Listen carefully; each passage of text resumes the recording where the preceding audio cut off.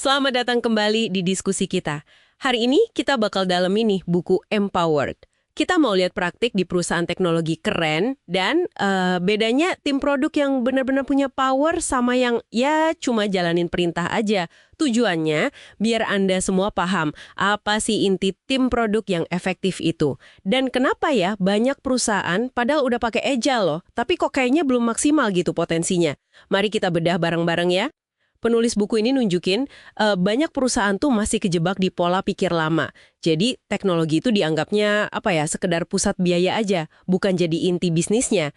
Akibatnya tim teknologi seringkali cuma jadi pelayan bisnis gitu. Jadi agak jauh dari pelanggan asli, malah nganggap stakeholder internal itu pelanggannya. Nah, buku ini ngenalin istilah feature teams. Kalau dilihat sekilas sih kayak tim produk ideal ya. Ada manajer produk, ada desainer, insinyur, lengkap pokoknya. Ternyata apa? Cuma implementasi fitur sama proyek. Jadi orientasinya itu output bukan hasil bisnis yang beneran kelihatan. Makanya sering disebut tim tentara bayaran atau mercenaries.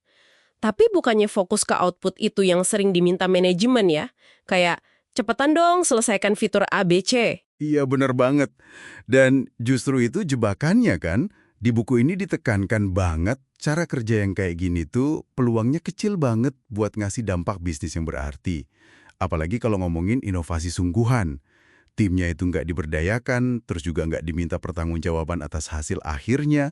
Ya kalau nggak ada hasil bisnis, terus siapa yang tanggung jawab kan? Dan contoh kasus Boeing 737 MAX yang dikutip di buku itu, jadi pengingat yang tragis ya.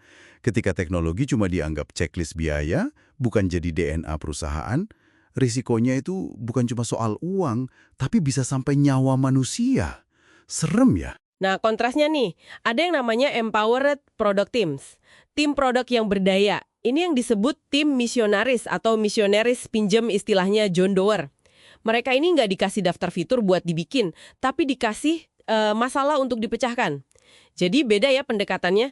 Tim intinya ada manajer produk yang tanggung jawabnya soal value, nilai buat pelanggan dan bisnis, sama viability, kelayakan bisnisnya. Terus ada desainer produk, fokusnya di usability, kemudahan penggunaan, sama tech lead yang mikirin visibility atau kelayakan teknisnya. Nah, tim ini benar-benar diberdayakan buat cari solusi terbaik, dan mereka tanggung jawab penuh atas hasilnya atau outcome, bukan cuma output. Betul.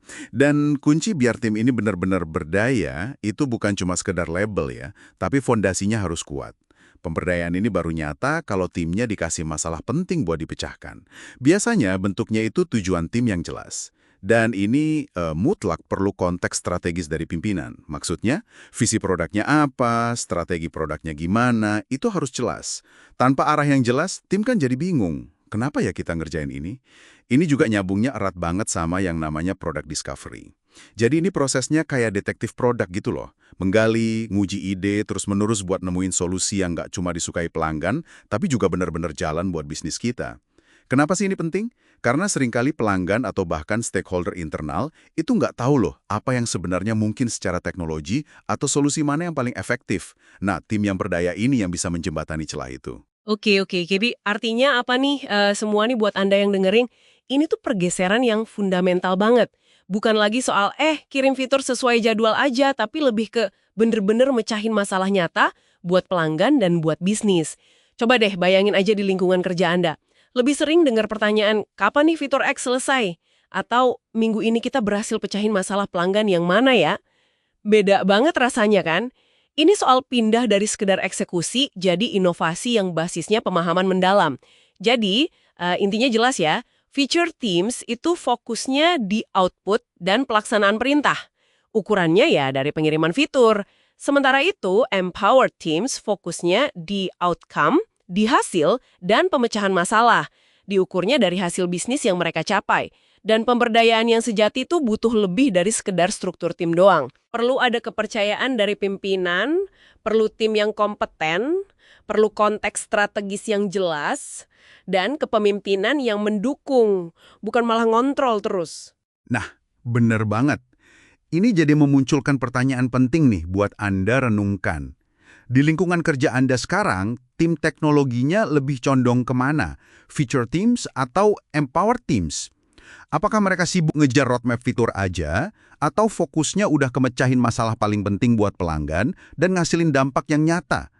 Dan kalau misalnya dirasa belum berdaya nih timnya, kira-kira apa ya satu perubahan kunci yang bisa mulai dicoba untuk mendorong pemberdayaan yang lebih bermakna di tempat Anda? Coba dipikirkan ya.